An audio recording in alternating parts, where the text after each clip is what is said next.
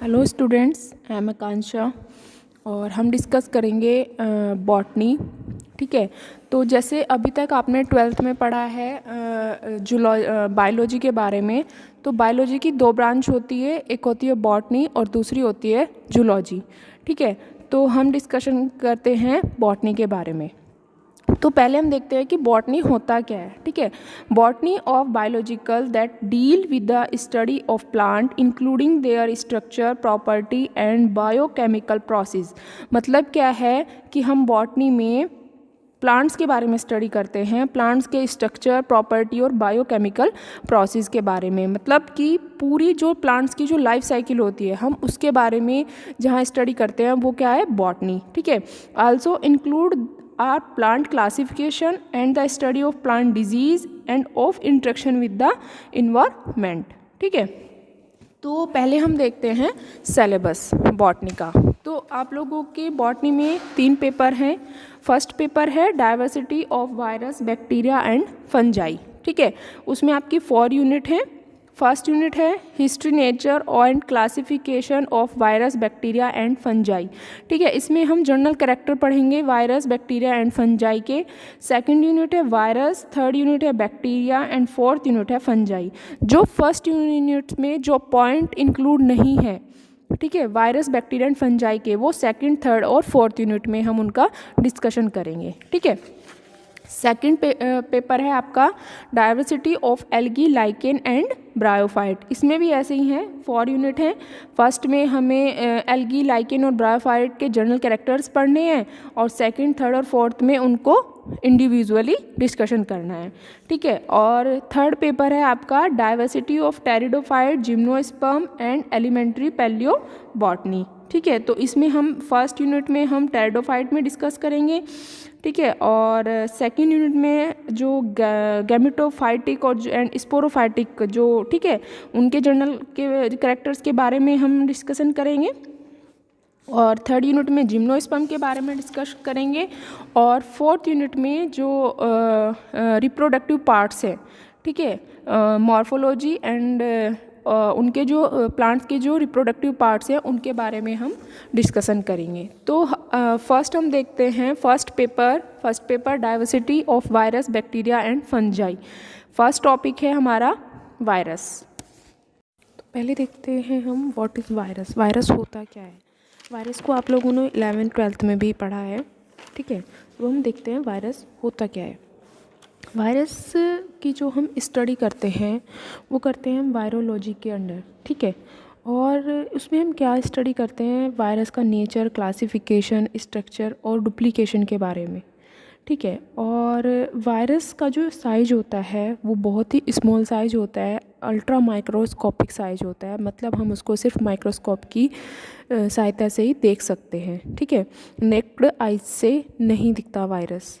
ठीक है, और वायरस जो वायरस केवल जो लिविंग सेल्स होती हैं उनमें ही ग्रो करता है। ठीक है, वैसे तो जो वायरस होता है वो डेड होता है अगर उसके कांटेक्ट में कोई भी लिविंग सेल्स अगर काफ़ी लंबे टाइम तक कोई भी उसके कांटेक्ट में लिविंग सेल्स नहीं आ रही हैं तो वो सर्वाइव नहीं कर सकता। लेकिन अगर उसके कांटेक्ट में कोई भी लिविंग सेल्स आ जाती है तो वो उस पर क्या करता है, उसको इन्फेक्ट करता है और वहाँ पे वो ग्रो करना शुरू कर देता है। ठीक है, वायरस किसका बना होता है, न्यूक्लिक एसिड और प्रोटीन का। न्यूक्लिक एसिड में क्या आते हैं आप लोगों को पता ही है, न्यूक्लिक एसिड में आते हैं डीएनए और आरएनए। या तो डीएनए होगा या तो आरएनए होगा।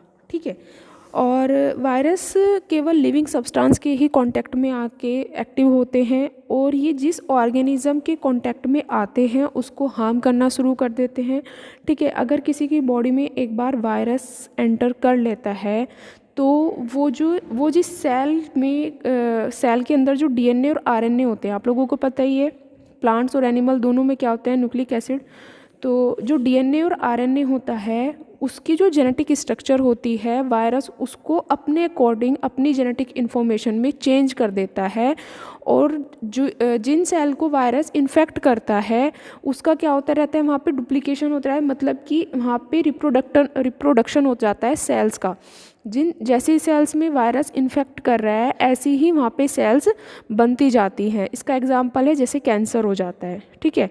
कैंसर में क्या हो जाता है, कैंसर में जो इन्फेक्टेड सेल्स होती हैं वो कैसे ग्रो करने लग जाती है, ठीक है।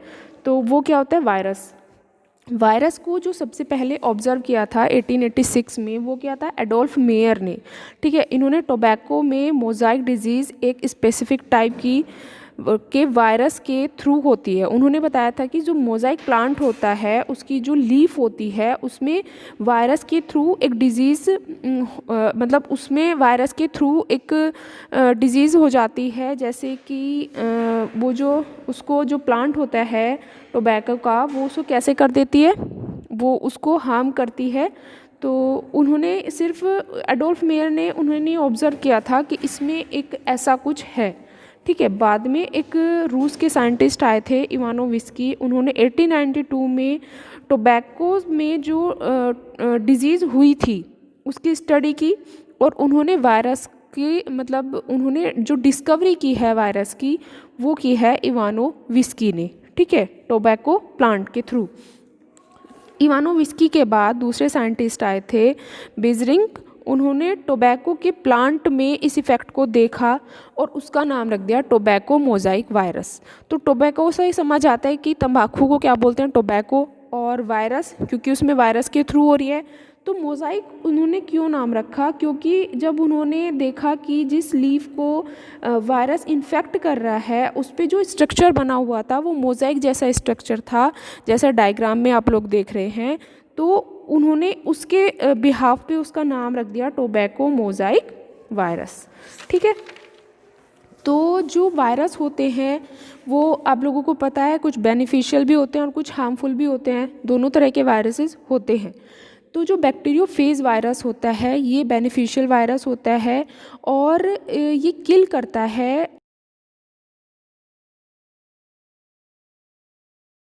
कोई बैक्टीरिया के थ्रू कोई डिजीज़ हो रही है, जैसे कि टाइफाइड हो गया और कॉलेरा हो गया और एक हो गया, ठीक है। ये जो डिज़ीज़ होती हैं बैक्टीरिया के जो थ्रू हो जाती हैं, तो जो बैक्टीरियोफेज वायरस होता है वो उन डिज़ीज़ को क्या कर देता है, किल कर देता है, ठीक है, और ह्यूमन की प्रोटेक्ट करता है इन डिज़ीज़ से।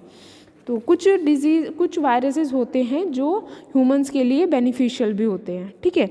और आप लोगों को पता ही है जो वायरस होते हैं वो प्लांट एंड एनिमल दोनों में क्या करते हैं, दोनों को हार्म कर सकते हैं, ठीक है, दोनों के लिए हार्मफुल होते हैं वायरसेस।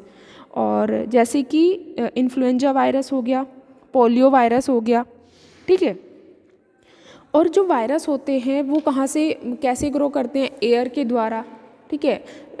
जो वायरस होते हैं ऑर्गेनिज्म में कहाँ से मतलब कि ऑर्गेनिज्म के अंदर कहाँ से जाते हैं, वो एयर के थ्रू भी जा सकते हैं, फूड के थ्रू भी जा सकते हैं, वाटर के थ्रू भी जा सकते हैं, इंसेक्ट के थ्रू भी जा सकते हैं, ठीक है। और वायरस सेल के बाहर कैसे रहते हैं, डेडली रहते हैं, और जब ये सेल में एंटर करते हैं तो इनकी जो लाइफ साइकिल होती है वो कैसी हो जाती है, वो शुरू हो जाती है, ठीक है।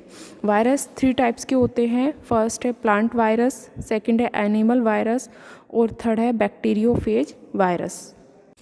तो अब देखते हैं डेफिनेशन वायरस की, जो डेफिनेशन है, ठीक है। वायरस को जो डिफ़ाइन किया था वो किया था 1968 में लूरिया एंड डार्नल ने, ठीक है। Virus are entities whose genome is an element of nucleic acid। जो वायरस है वो एक इंडिविजुअल है, मतलब जो ऑर्गेनिज्म है इसका, ठीक है। और इसका जो जीनोम होता है वो जो न्यूक्लिक एसिड होता है उसके एलिमेंट के थ्रू बना होता है, आइदर डीएनए और आरएनए, डीएनए भी हो सकता है और आरएनए भी हो सकता है, ठीक है। आइदर डीएनए और आरएनए विच प्रोड्यूस्ड इनसाइड लिविंग सेल्स, और ये कहाँ प्रोड्यूस होता है, लिविंग सेल्स में, and use their synthetic machinery to direct the synthesis of specialized particle, the viron, which contain the viral genome and transfer it to other cells। ये क्या करता है, इसमें एक जीनोम जो होता है वो क्या करता रहता है, वो सेल टू सेल ट्रांसफ़र करता रहता है और सेल्स का सिंथेसाइज करता है। ठीक है। और वायरस को एक दूसरी डेफिनेशन है, ultra microscopic disease producing entities living in a host as obligatory intracellular particles. ठीक है, इसका क्या मतलब है कि ये एक अल्ट्रा माइक्रोस्कोपिक डिजीज़ को क्या करता है, प्रोड्यूस करने वाली एक सेल है के रूप में भी इसको डिफ़ाइन किया गया है, जो क्या करता है, जो होस्ट के अंदर जो ऑब्लिगेटरी इंट्रासेलुलर पैरासाइट के रूप में रहता है। ठीक है। और जिस ब्रांच में हम वायरस की स्टडी करते हैं तो उसको हम बोलते हैं virology. The branch of botany that deal with the study of virus is known as virology and the people dealing with the subject as virologist.